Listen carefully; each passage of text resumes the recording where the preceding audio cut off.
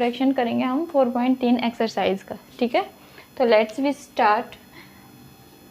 बेटा हम क्या पढ़ रहे थे? Linear equation in two variables. Okay, तो बेटा लीनियर इक्वेशन टू वेरिएबल्स क्या होती है? हमारे पास किस फॉर्म, जनरल फॉर्म क्या होती है? A x plus b y plus c is equal to 0, where a b c तीनों क्या होंगे? हमारे पास रियल नंबर्स होंगे। रियल नंबर क्या होते हैं बेटा? रैशनल और इरेशनल का कॉम्बिनेशन। तो ये तो आपको पीछे काफ़ी पढ़ के आ चुके हो फर्स्ट चैप्टर में। तो ये हमारे पास ए बी सी क्या होंगे? रियल नंबर होंगे।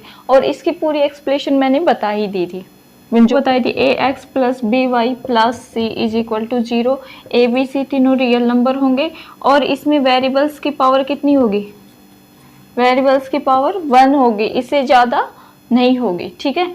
अब लीनियर इक्वेशन टू वेरिएबल्स के हमने क्या पढ़े थे? सॉल्यूशन, ठीक है। सॉल्यूशन क्या पढ़े थे बेटा? अगर x और y की ऐसी वैल्यू जो इक्वेशन को सेटिस्फाई कर देती है, that is called the solution. उस इक्वेशन का क्या हो जाएंगे वे? सॉल्यूशन हो जाएंगे, ठीक है। तो हम इन वन वेरिएबल, तो बेटा ये क्या होता है? इसकी जनरल फॉर्म मैंने बताई थी पीछे, a x plus b is equal to 0, ठीक है। तो बेटा अब हम इसको किस में रिप्रेजेंट करेंगे? ग्राफ में, ठीक है। ग्राफ में रिप्रेजेंट करके दिखाना है। इस टॉपिक का जो मेन पॉइंट है कि ग्राफ में रिप्रेजेंट करके दिखाओ। अलजेब्रिक जो सॉल्यूशन था वो हमने कर लिया था कि भी कैसे कैसे सॉल्यूशन निकालते हैं, लेकिन अब हमें क्या करना है कि ज्योमेट्रिकल काम करके दिखाना है, यानी कि ग्राफ में रिप्रेजेंट करके दिखाना है। ग्राफ में रिप्रेजेंट कैसे करेंगे? जैसे फॉर एग्जाम्पल ए की जगह हमने ले लिया 2 एंड बी की जगह हमने ले लिया 4, ठीक है। तो इस इक्वेशन को रख दो 2x प्लस 4, ठीक है, इज इक्वल टू 0। ओके, तो इसको हम 2x लिखेंगे, ठीक है। ये इस साइड जाएगा तो -4, 2 से कट हो गया, ये आ गया हमारे पास x इज इक्वल टू -2, ठीक है। अब क्या करेंगे हम? जो इसको ग्राफ में रिप्रेजेंट करके दिखाएंगे। ग्राफ में कैसे रिप्रेजेंट करेंगे? इसको ग्राफ में रिप्रेजेंट करने की ये तो सीधा नंबर लाइन पे ही रिप्रेजेंट हो जाएगा, ठीक है।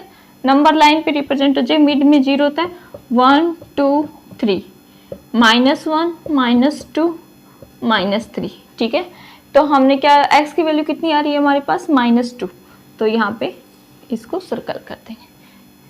तो ये हमारे पास क्या देगा? एक पॉइंट देगा, ठीक है। Linear equation in one variables में हम नंबर लाइन पे रिप्रेजेंट कर देंगे और ये केवल हमें एक पॉइंट बताता है ना, लीनियर इक्वेशन वन वेरिएबल, ठीक है। लीनियर इक्वेशन वन वेरिएबल्स में मैंने क्या बताया था? 1 ही वेरिएबल होगा ना और पावर 1 होगी, ठीक है। इसमें 1 वेरिएबल था और हमारे पास x की वैल्यू कितनी आ गई? -2। तो ये जो ग्राफ में हमारे पास क्या आएगा? सिर्फ एक पॉइंट आएगा, ठीक है। और इसका हमेशा क्या होता है बेटा? यूनिक सॉल्यूशन होता है। क्या होता है? यूनिक सॉल्यूशन होता है। अब linear equation in two variables में अच्छे से पढ़ते हैं, ठीक है। हमारे पास linear equation in two variables, ठीक है बेटा। इसमें हमारे पास जनरल फॉर्म ले ली हमने, a x plus b y plus c is equal to, हमारे पास जनरल फॉर्म यही होती है ना। तो हमने ए की जगह सेलेक्ट कर लिया 1, बी की एनसीईआरटी का ही ले लो कोई, शायद ये एग्जाम्पल भी हो, बी इज इक्वल टू 2 और सी इज इक्वल टू -6, ठीक है। ये है शायद एनसीईआरटी का ही एग्जाम्पल है कोई, ये जनरल इक्वेशन ध्यान में है थोड़ा, ठीक है। तो ये आ गया हमारे पास x plus 2y -6 is equal to 0, ठीक है। तो ये हमारे पास क्या हो गई? Linear equation in two variables, ठीक है।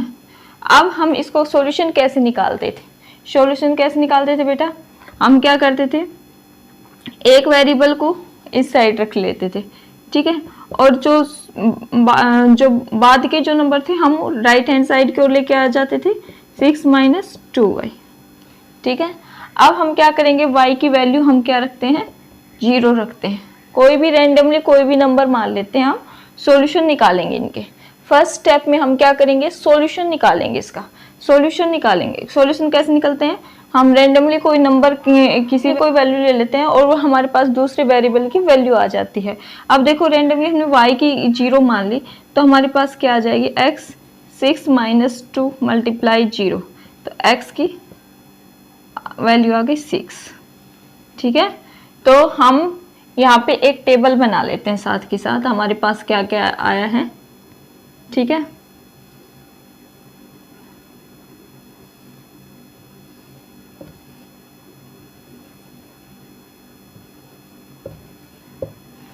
ठीक है, तो हमने y की वैल्यू 0 रखी, तो x की वैल्यू कितनी आई हमारे पास, 6। ठीक है, एक सॉल्यूशन निकाल दिया, सेकंड सॉल्यूशन निकालो। x इज इक्वल टू हो जाएगा 6 माइनस 2y, रफ हो गई थी। ठीक है, अब हम क्या करेंगे, y की वैल्यू अब हम 1 लेके चलते हैं। ठीक है, तो रैंडमली हम कोई नंबर उठा रहे हैं, लेकिन ये याद रखना कि फ्रैक्शन से बच के चलना, जितना हो उसके दूसरी वैल्यू ले लो, माइनस में ले लो, प्लस में ले लो, लेकिन जहाँ पे हमारे पास फ्रैक्शनल आ जाए ना, तो अगर ज़्यादा ही दिक्कत आए तो ही हम फ्रैक्शनल में उठाएंगे, नहीं तो हमारे पास इजीली सोल्व होते हैं, तो पहले हम सीधे नंबर ही उठाएंगे। ठीक है, तो y की वैल्यू 1 रखेंगे, तो 6 माइनस 2 और y की वैल्यू कितनी ले ली हमने, 1, तो x is equal to 6 minus 2, x is equal to 4, यानी कि y की वैल्यू हमने 1 रखी, तो x की वैल्यू आ गई हमारे पास 4। ठीक है, अब हम क्या कर लेते हैं, एक माइनस का ले लेते हैं, चलो माइनस का नहीं लेते हैं, 2 ले लेते हैं, चलो 2 लेते हैं। y की वैल्यू हम क्या ले ली, 2 ले ली, तो यहाँ किस y की जगह क्या कर देंगे, 2 रख देंगे, 6 माइनस 4।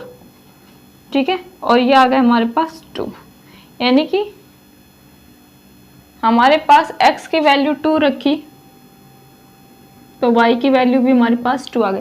ज़्यादा से ज़्यादा हमें तीन सॉल्यूशन निकालने की जरूरत होती है, नहीं तो 2 सॉल्यूशन में ही हमारे पास आंसर आ जाता है। ठीक है, तो ये ज़्यादा से ज़्यादा हम कितने निकाल सकते हैं, 2 या 3। ठीक है, इसे ज़्यादा निकालने की जरूरत नहीं है इसमें।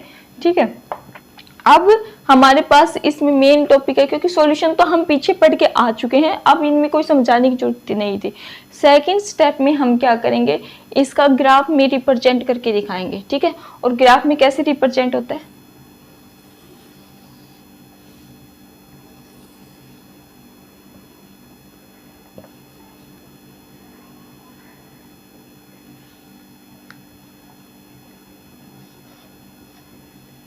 देखो बेटा ग्राफ में क्या होता है, एक हॉरिजॉन्टल और एक वर्टिकल लाइन ले ली। ठीक है, इसको हम जो यहाँ पे होता है, ये सेंटर पॉइंट पे जहाँ पे दोनों हॉरिजॉन्टल और वर्टिकल दोनों आके मिलती है, वहाँ पे क्या होता है, सेंटर पॉइंट, इसको हमने क्या ले लिया, 0। ठीक है, अब हम फिक्स डिस्टेंस पे 1 2 3 4 5 6, बेटा देखो इस साइड पॉजिटिव आएंगे, इस साइड नेगेटिव आएंगे, इसे क्या कहा जाता है, एक्स एक्सिस कहा जाता है। ठीक है, एक्स पे ये दोनों क्या है, वाई पे।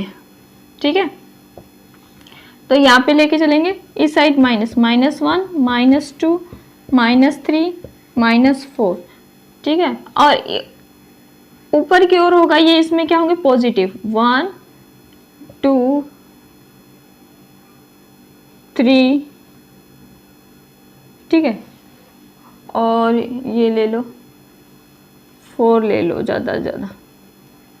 ठीक है, और यहाँ पे ले लो -1, क्योंकि माइनस के कोई इतने जरूरी नहीं, -2 -3, क्योंकि हमारे पास कोई नेगेटिव पॉइंट आ ही नहीं रहा। अब ये कह रहा है हमारे पास x की वैल्यू 6 है और y की वैल्यू 0 है, तो y की 0, x की वैल्यू 6, तो हमने यहाँ सर्कल कर दिया। अब कह रहा है कि x की वैल्यू 4 है और y की वैल्यू 1 है, x की वैल्यू 4 और y की वैल्यू हमारे पास 1।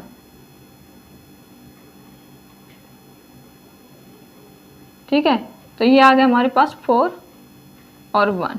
ठीक है, अब हमारे पास x की वैल्यू 2 और y की वैल्यू 2। x की वैल्यू 2 यहाँ पे आ गई और y की वैल्यू क्या हो गई 2, ठीक है, ये आ गया हमारे पास 2 2। देखो बेटा ये तीनों क्या आ गए हमारे पास, इन तीनों को हम मिलाते हुए एक लाइन खींच देंगे, ठीक है।